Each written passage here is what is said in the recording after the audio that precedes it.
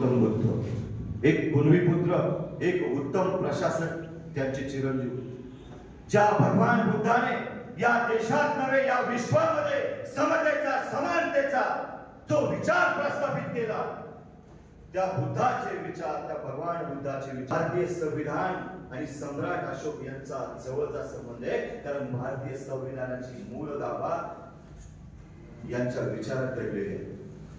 आमच्या तिरंग्याला अशोक चक्र दिसते की नाही विद्यार्थ्यांना?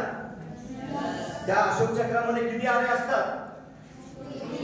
मग ते अशोक चक्र आम्हाला काय मार्गदर्शित करते? 24 तास गतिमान रहा, 24 तास कार्यरत रहा, शीलप्रिय रहा. आता शील म्हणजे काय माझ्या विद्यार्थ्यांनी लक्षात घ्या. प्रथमतः तुम्हाला शील समजायला पाहिजे. प्रत्येक विद्यार्थ्यांनी बाहेरून आलेले की नाही? मग आमचे आई वडील घरी काबाड कष्ट करतात, बरोबर की नाही? मग आमच्या आई वडिलांनी आम्हाला काबाड कष्ट करून या शाळेत पाठवलेले, एक उद्देश घेऊन पाठवलेला आहे. मग आम्हाला आमच्या आई वडिलांचं ध्येय, आमच्या कष्टाची, आमच्या आई वडिलांच्या कष्टाची जाणीव असली पाहिजे, त्यांच्या उद्देशाची जाणीव असली पाहिजे. आणि प्रथमतः या शाळेमध्ये असणारे आमचे मुख्याध्यापक, सर्व शिक्षक स्टाफ आम्हाला चांगले संस्कार शिकवते, शाळेचा अभ्यासक्रम शिकवते. तुम्ही विशेष म्हणजे या शाळेमध्ये स्टे करताय.